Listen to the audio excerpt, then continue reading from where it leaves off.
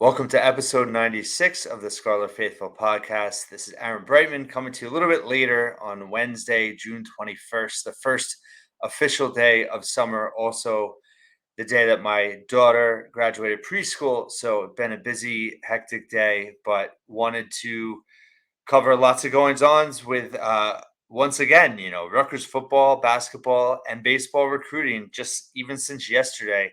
A lot of developments, a lot of positive things going on, and really wanted to focus on that.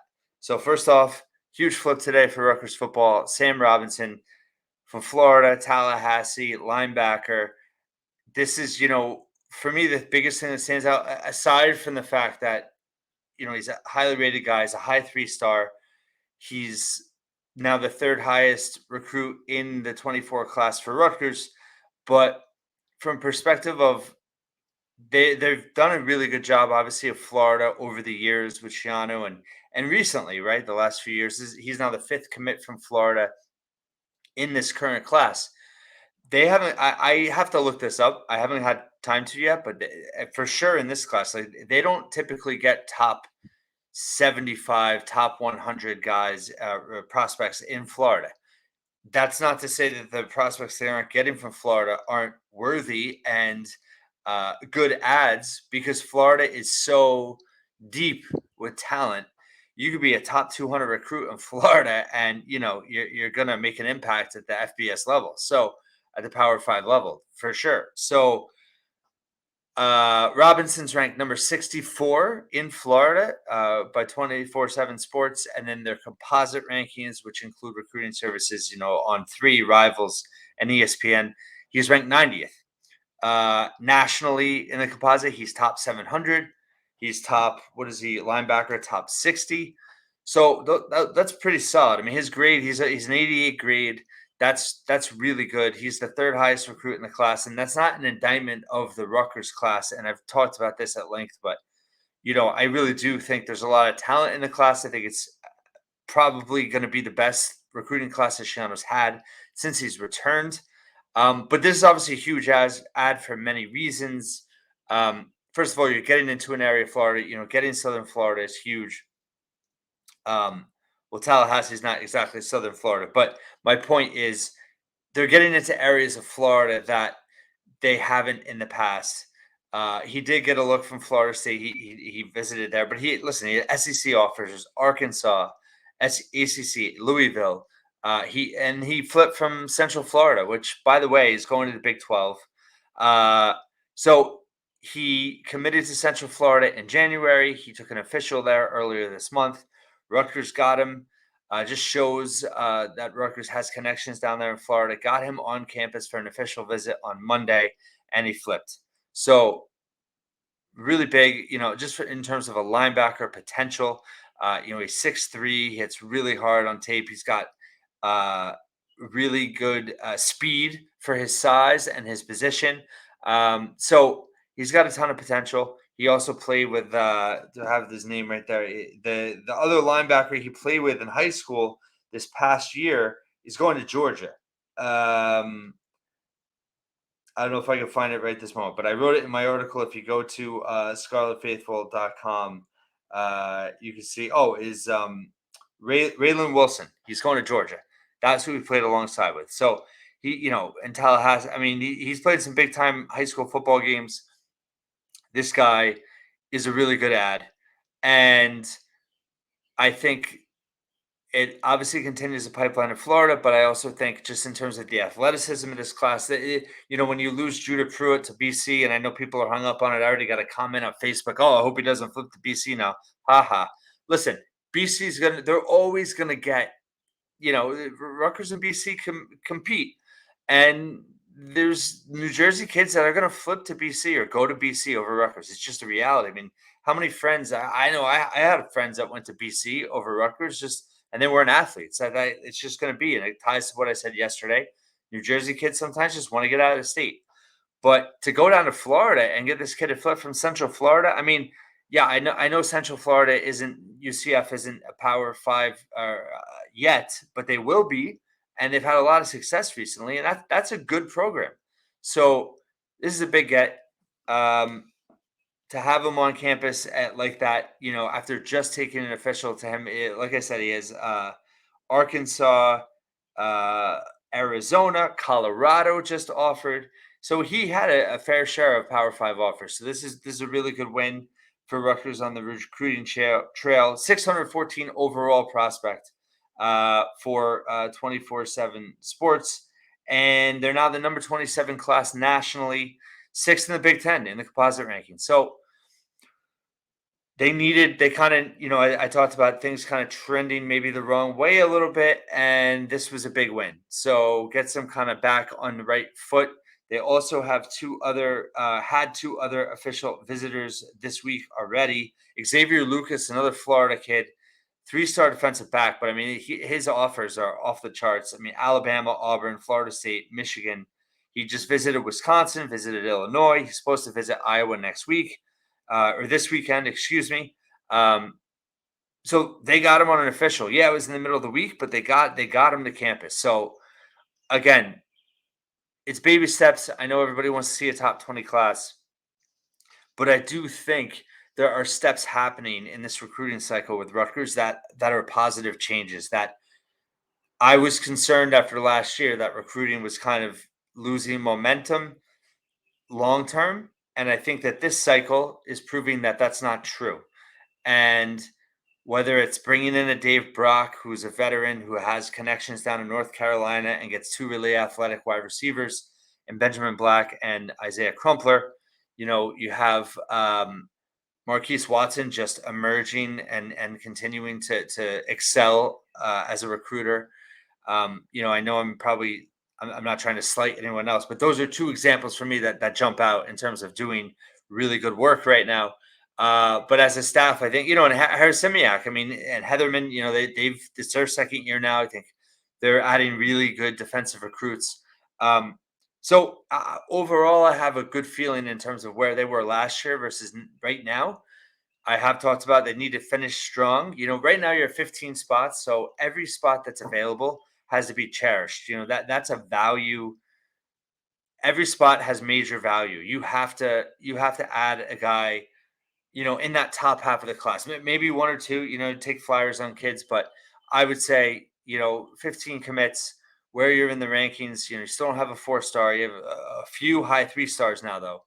I would say, you would hope those last 5-7 spots, you get some real impact guys in terms of position need, but also ceiling wise, recruiting, ranking wise, all that. So we'll see what happens. But I mean, Lucas would be a huge win. He's a 3-star, but like, again, yes, rankings are important, ratings are important, but it's also not everything. And again, I'm a big offer guy. I love looking at offer lists, and I mean, his offer list is crazy. Defensive back from Dillard High School in Florida. And then they had Cash Sanders, Bergen Catholic standout. He's a 4-star. But, if you ask me if I had Lucas or Sanders, I'd say I want Lucas. But regardless, Sanders, he could be an offensive or defensive player. He's been to both North Carolina, South Carolina. Penn State has been on him. So we'll see what happens with him. Rutgers doesn't always have great success at Bergen Catholic, but hey, they got 3 high-profile, 3 really good visitors, official visitors this week. So they're working it, they're grinding it out, and it's great to see. And just going back to, and I wrote about this a while ago, but just in terms of the geography, so 15 commits, 5 out of Florida, 10 out of state. No, excuse me, 12 out of state now. So finally, part of it is the New Jersey class is lower ranked this year than past years, but I really like seeing Rutgers go out of state and get good athletes, high potential guys. They're getting top 20 guys in other states, and that's what you got to do. And all Rutgers programs focus on New Jersey, but sometimes to a detriment. And again, it's that philosophy and wanting to leave New Jersey. So I think that's been really refreshing, and just huge one for football today. And obviously, as more news comes out in terms of, I talked about yesterday, just in terms of Corey Duff deciding next week, June 29th. We'll see what happens there. That could be a big one. Basketball. So they had a visitor yesterday. It is not for the current cycle. It's 2025. Nigel James, another New England recruit. They just got Bryce Dortch to commit, 4-star out of Massachusetts last week. And now they have another Massachusetts kid, Nigel James, visit this week. He does not have any ratings yet, but I had written this week, and that was just part of what I wanted to talk about with the 2025 class. They just offered Darius Acuff, who isn't rated yet either, and his offer list is through the charts. I mean, it's Kentucky, Kansas, Michigan, Michigan State. Rutgers is pushing hard. They have a connection with Marlon Williamson, the new assistant coach. And now you get Nigel James, who they made direct contact with on the first day last Thursday, and they get him on campus a week later. It wasn't an official visit, but he came with his parents. He's at a Cushing Academy, also plays for Expressions Elite on the AAU, and he's been having a huge spring. Jeff Goodman, those of you that follow college basketball reporters, one of the best and biggest for Field of 68 and Stadium, saw him last Friday at a New England prep event, and this is what he wrote. Cushing's Nigel James is putting on a clinic here. So quick, athletic, terrific handle, creates for teammates, gets to basket whenever he wants, and is making threes and step-back jumpers. Really fun player to watch. Then you had another guy for the New England recruiting report, scout that was there as well. Dylan Thayer. Nigel James of Cushing has had a huge spring. The shifty guard has a handle that keeps defenders on their toes. Finishes through traffic on both sides of the basket. Natural vision as a passer. Has offers from Marquette, St. John's, and Iowa, amongst others. He also has a Creighton offer, Providence. This kid's going to be rated really high. I think it's just a matter of still catching up from the pandemic, but it's like some of the services are just behind. It's a 2025 kid, he's 6'2". I have film on the post. I posted about him last night on the Scarlet Faithful. You watch film of him, but super athletic kid. And just the four guards that I've highlighted so far that Rutgers is in on in the class of 25. I mean, it really is remarkable. Acuff and James. And then I wrote about Darius Adams, the top recruit in New Jersey. His sister Destiny is at Rutgers now, transferred from North Carolina, former McDonald's All-American. But Darius Adams is, really, really good. Just knockdown shooter, very poised. Played for, down south, Manasquan. And if Manalapan, I probably screwed that up right now. Anyway, he might be playing next year somewhere else, but top 25 recruit, top recruit in New Jersey. And then also they just offered Malik Thomas, who is the top shooting guard in the country. And there is a connection there with Marlon Williamson as well. So it's really incredible. I tweeted about this last night just in terms of how far basketball recruiting has come through the years. When I first started covering the Steve Peichel era and recruiting, and I remember, the live periods and writing about the recruits they were in on, and it's unbelievable how different it is now in terms of the level of recruit that they're in on from day one. I'm just confirming here, Thomas. So he was offered. They made direct contact with him as well. He's from Pennsylvania, but Rutgers is in on four really of the best guards without a doubt in the 2025 class, and it's just really great to see.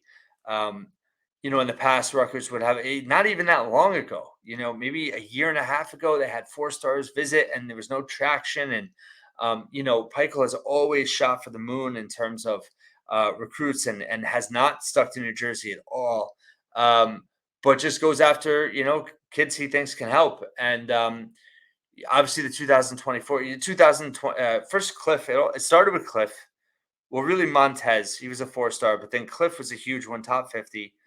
4-star. Then you get Gavin Griffiths. Now you have the 2024 class formulated, and now they're in early on a lot of elite recruits in 25. So momentum is moving forward at a fast pace. And, Yeah, I had Marlon Williamson now. I want to talk about him in terms of making an impact with the transfers. New England Prep, a big part of that is TJ Thompson, who did coach AAU program with Geo Baker as his star pupil. TJ Thompson played for Carl Hobbs and Steve Peichel at GW. But he has his claws in the New England scene. Peichel always has two, but it's a big area. And between Knight and Thompson, they're really just they're really making inroads in the high school ranks.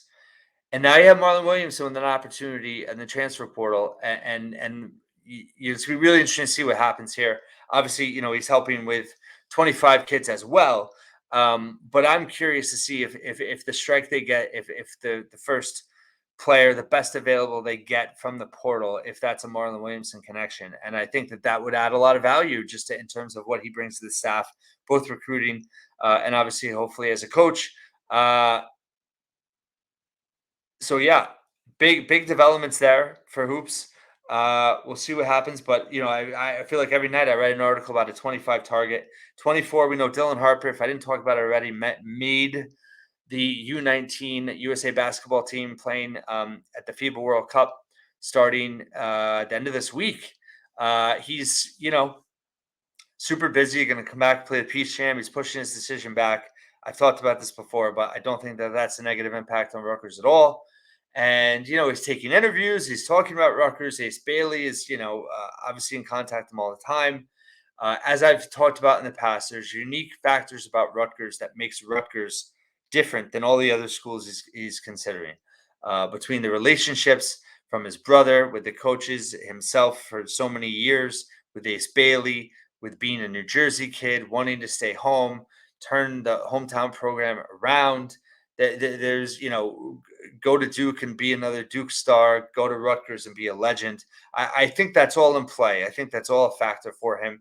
So, something to keep in mind. I'm still confident. And then baseball, wanted to end there. They just announced today Miami catcher, the backup catcher for Miami Hurricanes, always a great college baseball team. JD Jones, he's actually from Boulder, Colorado.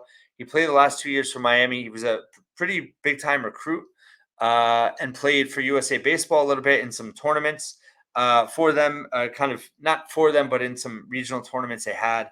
And yeah, they've added him through the portal. So he didn't play a ton the last 2 years for Miami, was the backup, but obviously a high level kid in terms of as a recruit. And they've been playing musical chairs a little bit with catcher through the portal. And overall, I think Owens has done a good job through the portal. So this is a big get. I'm going to write about him tonight.